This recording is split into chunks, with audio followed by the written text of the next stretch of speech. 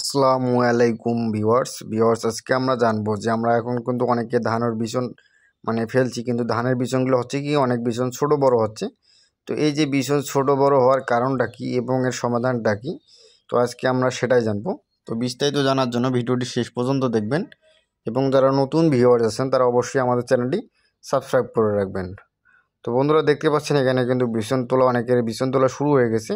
অনেকে বিচন তুলে অনেকে ধান লাগাবে, আবার অনেকে বিচন দোগস করে রাখবে বা পাতিয়ে রাখে আর কি।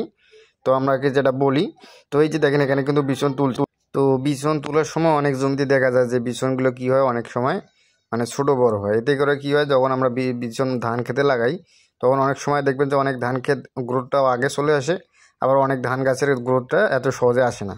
বা আমরা যখন দোগস করি দেখবেন যে অনেক জায়গায় বিচনটা আবার দোগসের চারা গাছগুলো বসে যাওয়ার মতো হয়, আবার কোনো জায়গায় গাছগুলো অনেক বড় হয়। কিন্তু এই যে সমস্যাটা, এই সমস্যাটার প্রধান কারণ হচ্ছে আমরা আমরা যখন বিচনগুলো ধান বিচন খেতে যখন বুনি বা ছিটিয়ে দিই, সেই সময় যে জমিটাতে সারটা থাকে সেই সারটা কিন্তু এই বিচনটা প্রথম অবস্থায় খেয়ে ফেলে বা শোষণ করে নেয়। তো এইভাবে সার শোষণ করার পর পরবর্তীতে জমিটা যখন সারের ঘাটতি দেখা যায় তখন কিন্তু এই সমস্যাটা হয়। দ্বিতীয়ত সমস্যা সেটা হচ্ছে যে আমরা যখন বিচন ফেলি যেই জমিতে, সেই জমিতে যদি উঁচু নিচু হয়, কোনো জায়গায় বেশি পানি বেঁধে থাকে, আবার কোনো জায়গায় উঁচু থাকে, তো সেই ক্ষেত্রে সমস্যাটা হয় কি, যেই জায়গায় পানিটা বেশি বেঁধে থাকে সেই জায়গার বিচনগুলো একটু বসে যাওয়া হয়। তার কারণ হচ্ছে পানি বেশি থাকার কারণে এই গাছগুলো বেশি বৃদ্ধি পেতে পারে না। কিন্তু আপনারা সাইডের চারাগুলো দেখবেন, ধান বীজের চারাগুলো, এগুলো কিন্তু অনেক বড় ছোট বড় হয়।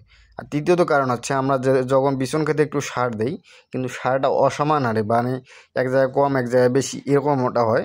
তো সেক্ষেত্রেও কিন্তু এই সমস্যাটা হয়। দেখবেন যে আপনারা যেই জায়গায় সারটা বেশি দিচ্ছেন সেই জায়গার বিচনগুলো কিন্তু বড় হবে, কিন্তু যেই জায়গায় আপনারা সার কম পড়বে সেই জায়গার বিচনগুলো কিন্তু অনেকটা ছোট হবে।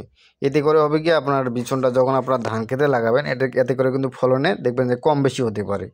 তো এই জন্য যারা ধানের সঠিক ফলন পেতে চান বা ধানের ফলন ভালো পেতে চান, তাদেরকে অবশ্যই একটা কাজ করতে হবে, আপনাকে বিচনটা আপনার বিচন খেতেই সবল করে নিতে হবে এবং সমান করে নিতে হবে। তাহলে আপনারা কী করেন, পরবর্তীতে কিন্তু ফলনটা ভালো পাবেন। তো এই যে জমিটা লক্ষ্য করেন, এই জমিটায় কোনো জায়গায় দেখেন বিচনগুলো, এই জমিটা লক্ষ্য করেন, এটা কিন্তু পুরোপুরি সমান হয়েছে, বিচনগুলো অনেক সব গাছ সমান আছে। কিন্তু এই জমিটা দেখেন কোনো জায়গায় ছোট, আবার কোনো জায়গায় বড়। তো এই ক্ষেত্রে কিন্তু সমস্যাটা বেশি লক্ষ্য করা যাচ্ছে। কিন্তু এই পাশের জমিটাতে, এই বিচন ক্ষেতটাতে কিন্তু এমনটা হচ্ছে না। দেখেন বিচনগুলো অনেক সুন্দরভাবে অনেকটা বড় বড় এখন হয়েছে। এই বিচনটা কিন্তু অনেকে ওনার